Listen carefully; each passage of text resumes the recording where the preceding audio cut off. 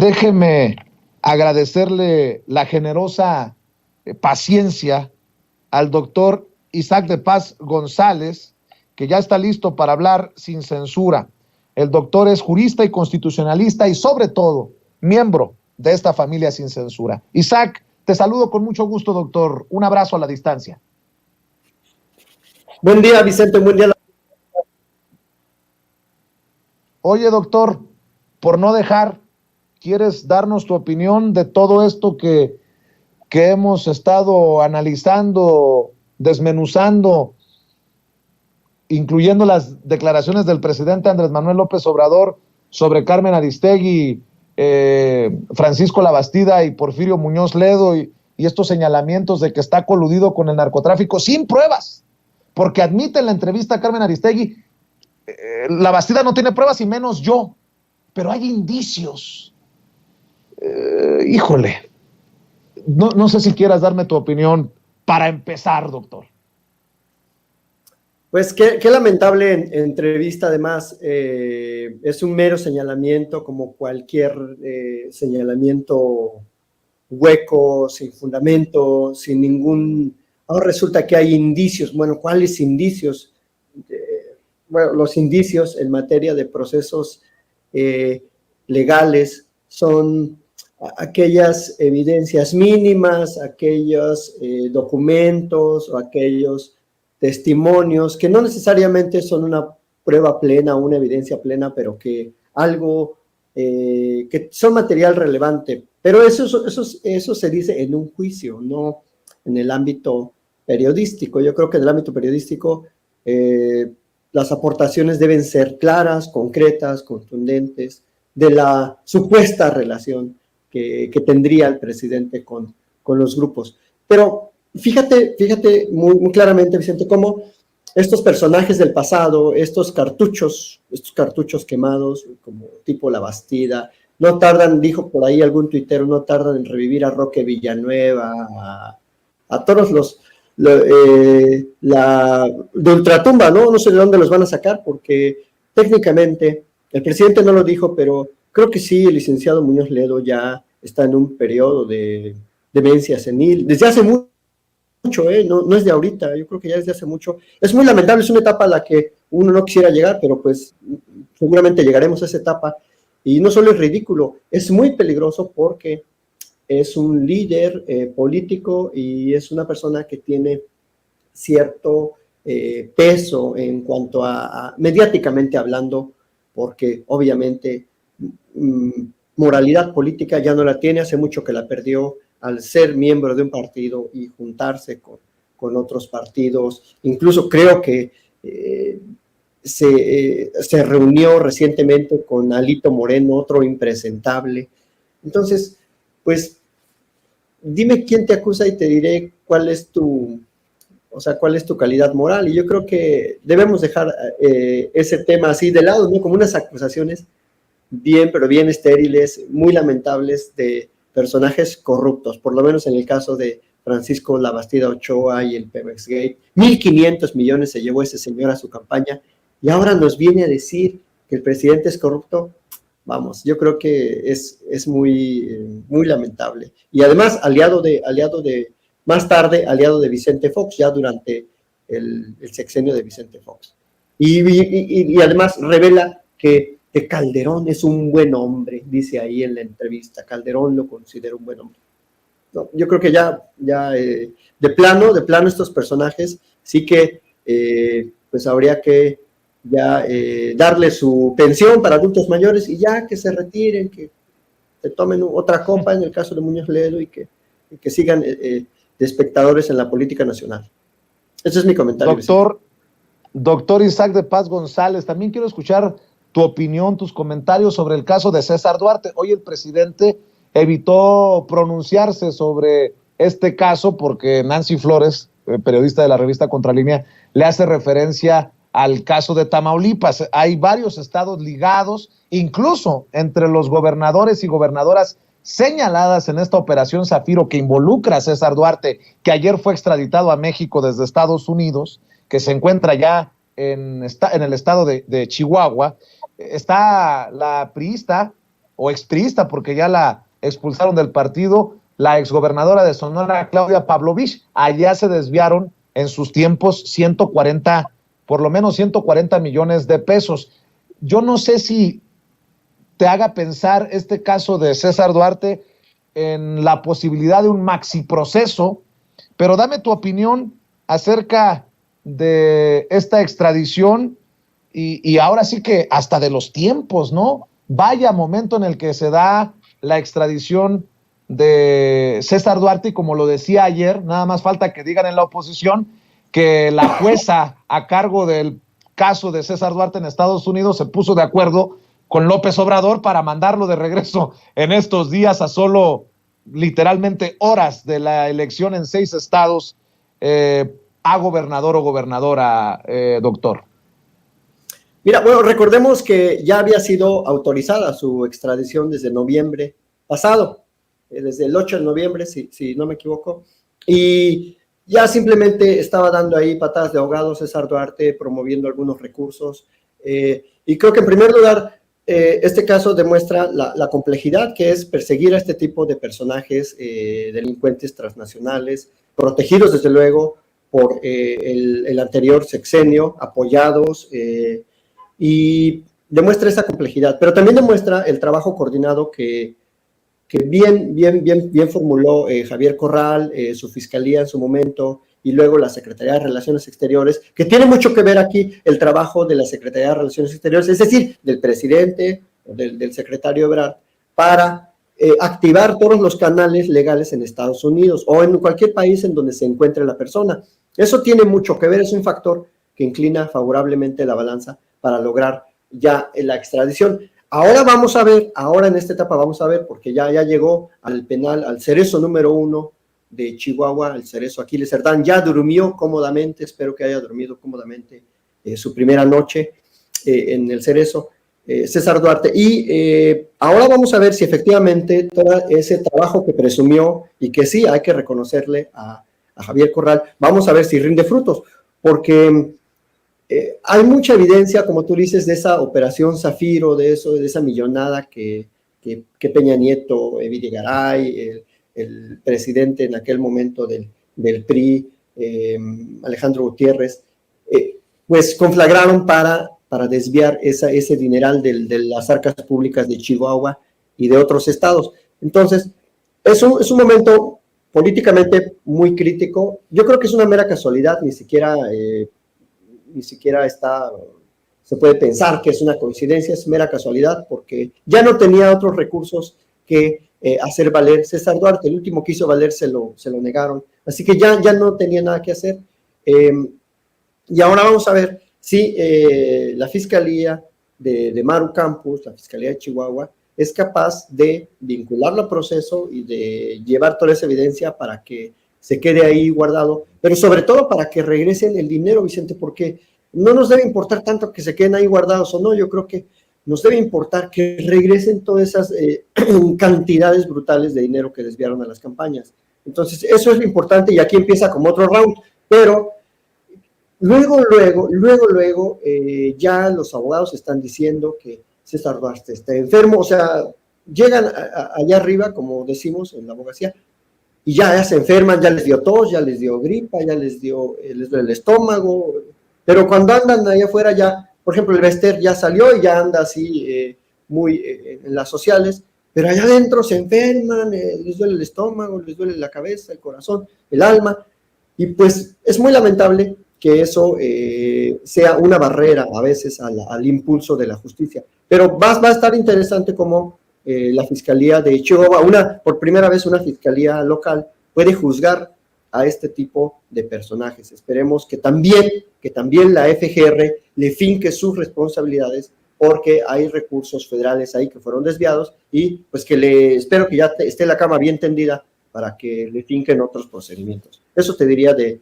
inicio sobre ese caso, Vicente. ¿Tú esperas? Y a veces es complicado formular estas preguntas, pero tú sí ves que se pueda hacer justicia, realmente justicia en este caso, y te lo pregunto porque hoy Javier Corral, el exgobernador panista de Chihuahua, arremete contra la actual gobernadora Maru Campos. Maru Campos, que prometió ni perdón ni olvido y que se irá hasta las últimas consecuencias. Y dice Javier Corral que ella fue cómplice y beneficiaria de la corrupción de César Duarte, la hoy gobernadora. La hoy gobernadora que en su momento fue vinculada a proceso por presuntamente aparecer en la nómina secreta de César Duarte, y hay contratos firmados por la gobernadora. Si bien es cierto, la fiscalía es autónoma, pues sería un escandalazo. Y aparte, pues a lo que me refiero es que César Duarte no puede ser el pez gordo y se cerró el caso y se acabó. Hay incluso un personaje señalado de haber realizado, orquestado esto de los movimientos de recursos de estados como Chihuahua, Sonora, Tamaulipas, para financiar campañas del PRI por cientos de millones de pesos, que fue asesinado, que no se nos olvide. Insisto con el tema del maxiproceso. ¿Tú crees que nos va a llevar César Duarte a un maxiproceso o será otro gobernador como los muchos gobernadores del PRI que hoy están tras las rejas? Está Eugenio Hernández de Tamaulipas, Tomás Yarrington también de Tamaulipas, Roberto Borge Angulo, Javier Duarte. O sea, ¿hacia dónde ves que vaya esto, doctor?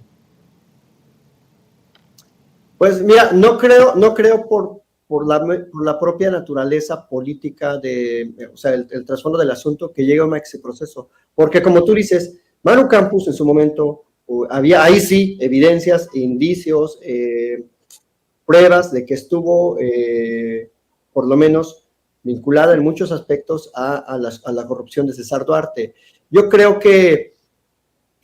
Así legalmente, yo creo que César Duarte va a negociar algunos tipos penales, a lo mejor hasta pide procedimientos abreviados en algunos delitos que le finquen, va a negociar las reparaciones y se va a quedar callado, porque eso es lo que le conviene legalmente a él y a la gobernadora. Entonces, eso es una mera como presunción técnica sobre cómo se llevan a cabo esos casos y esas negociaciones. Porque si le echan digamos, la cargada de la fiscalía local, hablo solo de la fiscalía local, para que se abra un maxiproceso, pueden brotar muchos casos más de corrupción que posiblemente no convengan a la gente de Maru Campos y a la propia Maru Campos. Entonces, ahí tendría muchas reservas en un maxiproceso en el ámbito local, pero tiene también una jugada muy importante la FGR. Entonces, ahí podríamos hablar de un proceso federal mucho más fuerte, mucho mejor enfocado, y yo confiaría más en ese aspecto, en lo que pudiera hacer la FGR, Vicente, no en la fiscalía local. Oye, doctor, algo importante que no se nos olvide, tú eres hombre de leyes y seguramente me corregirás si estoy equivocado, pero también hay que decir que se requeriría de una autorización de Estados Unidos para ejecutar más órdenes de aprehensión contra César Duarte, ¿no? Estoy tratando de encontrar, sí, declaraciones de la fiscalía, porque tengo entendido que se cumplimentó solo una orden de aprehensión por el delito de peculado y asociación delictuosa, ambas con penalidad agravada, pero se necesitaría la aprobación por cuestiones de acuerdos de extradición de las autoridades de Estados Unidos para fincarle o presentarle más órdenes de aprehensión a César Duarte. ¿Es así, no? Bueno, no necesariamente, Vicente. Bueno, es que la extradición tiene como un límite de esa acusación. Es decir, no permite la extradición que se le fincaran como delitos que no estén de la misma manera perseguidos, que no estén definidos de la misma manera, o que no tengan un castigo de pena privativa de libertad en el país del que se extradita. Ese es, digamos, como un límite a este pliego de extradición que ya se cumplió, como tú dices, que una orden ya se llevó a cabo. Pero, ojo, eso no evita que las investigaciones aquí en curso, que todavía no se presentan ante un juez de control para que se libre orden de aprehensión, tengan un límite. Es decir, no tendría México la Fiscalía Local o la FGR que estar como solicitando ciertas autorizaciones a Estados Unidos, porque todos los delitos se cometieron aquí, con recursos de aquí. Aquí hay, digamos, competencia territorial y material, que es lo que técnicamente implica todo ello. Entonces, los límites de la extracción son delitos meramente políticos o delitos que no existan en el otro país o que tenga la condición de esclavo, el extraditado, etcétera, cosa que no se da. Entonces, no necesariamente, no conozco en específico el pliego de extradición, pero tampoco evitaría que se le juzgara por otros, o más bien se le investigara, o se le esté investigando por otros delitos, y se le finquen nuevas responsabilidades. Esa es la clave. A veces por eso las extradiciones son como muy limitadas digamos, al que está más fuerte, al delito que está mejor acreditado, para que el Estado lo devuelva, y luego ya aquí le tienen guardado lo demás. Entonces, esa es como la diferencia. Doctor, dos cosas, si me permites. Sé que tienes que correr, que siempre andas ocupado y te agradezco tu tiempo para la audiencia de Sin Censura. ¿Qué piensas de la primera defensa que hace pública Felipe Calderón de Genaro García Luna? Hay de cínicos a cínicos y Felipe Calderón dice, si las evidencias fueran tan sólidas, ¿por qué no ha iniciado el juicio? Esto fue lo que escribió sobre García Luna, el expresidente de México, Felipe Calderón. De plano no tienen vergüenza, ¿no? No tiene ningún pudor, ni mucho menos, no conoce esa palabra, es de lo más vulgar que puede haber en la política nacional, y el non plus ultra de la ambición política, de la borrachera política, de la decrepitud también política, de todo lo que hace ese señor. Creo que si no ha iniciado, bueno, en parte es por las nuevas pruebas, por las evidencias que se han presentado ante el juez Kogan, por el derecho también que tiene la defensa a estudiar las nuevas evidencias, a tenerlas presentes, a conocerlas, para poder objetarlas en su momento en el juicio. Y como se han acumulado, de hecho, creo que las últimas evidencias eran como unas 2,000 fojas.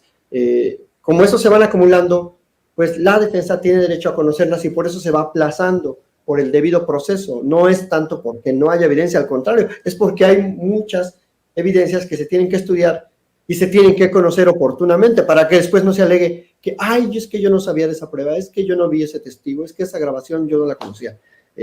Porque así luego se caen los procesos. Entonces, es por la complejidad también del tipo de delitos que cometió, o sea, delitos transnacionales, hasta en Colombia, con muchos contactos en toda América. Pues no es sencillo llevar un juicio de esa naturaleza, tampoco es como que en 6 meses lo van a juzgar. Entonces yo creo que es por esa razón y no porque no haya o porque la estén pensando o estén dudando. Esa es como la intención de Calderón, decir, se están tardando mucho, yo creo que no hay nada claro. Al contrario, hay cada vez más y por eso está el proceso pues teniendo su cauce natural. Para cerrar, doctor, dicen muchos que las cosas van peor incluso que en otros sexenios, que las cosas no han cambiado, pero me entero que se ha cancelado un contrato de la Comisión Federal de Electricidad, un contrato leonino en Oaxaca. ¿Qué es lo que sabes de esto, doctor?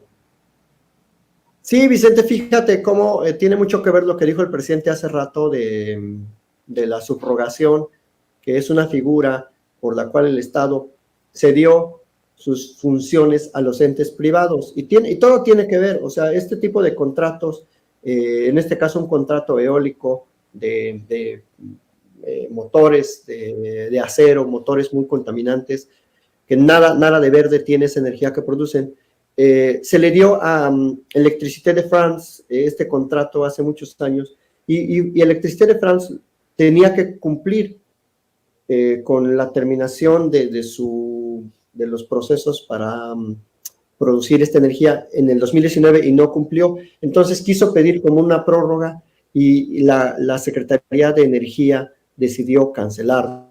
A raíz también un poco de la decisión de la Suprema Corte de validar la nueva ley de la industria eléctrica y sobre todo de la voluntad política del presidente. No sé si la producción me puede ayudar con los datos. Es una comunidad de Oaxaca, de Unión Hidalgo, que ha padecido, que ha sufrido mucho la invasión de estos motores, de estos campos eólicos que tiran aceite, que hacen un ruido infernal las 24 horas del día y que en realidad no dejan ningún beneficio a la comunidad, no producen los empleos que dicen que según se van a producir, generan ámbitos de violencia en contra de la comunidad, generan choques entre comuneros, ejidatarios y otro tipo de pobladores, de los vecinos que viven ahí. Entonces, todos estos proyectos son muy nocivos para las comunidades. Es un precio muy alto el que se paga en todos los aspectos. Y qué bueno que el presidente, a través de la Secretaría de Energía, ha decidido cancelar el contrato. Está la gente muy contenta en Unión Hidalgo, en Oaxaca, una comunidad muy pobre, que se dedican al pastoreo de sus bueyes, sus vacas, sus becerros, que se dedican al cultivo y que no les ha beneficiado en nada este campo eólico.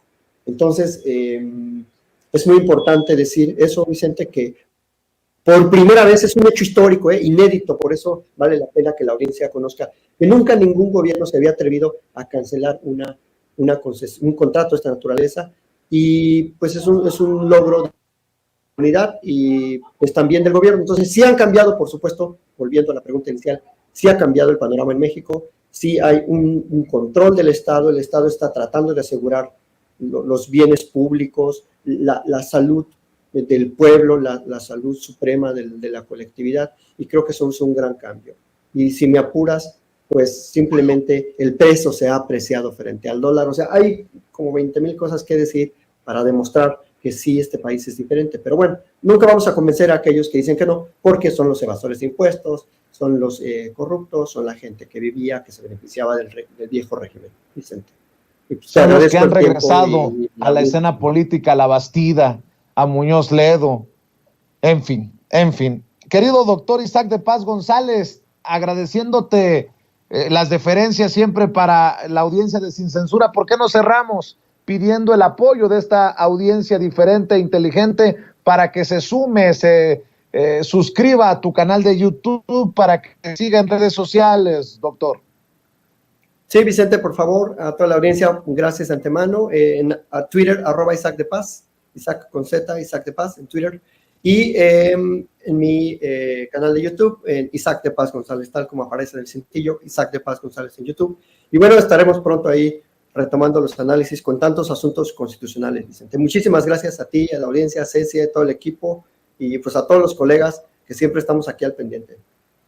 Claro que sí, te mando un abrazo. El doctor Isaac de Paz González hablando con nosotros sin censura.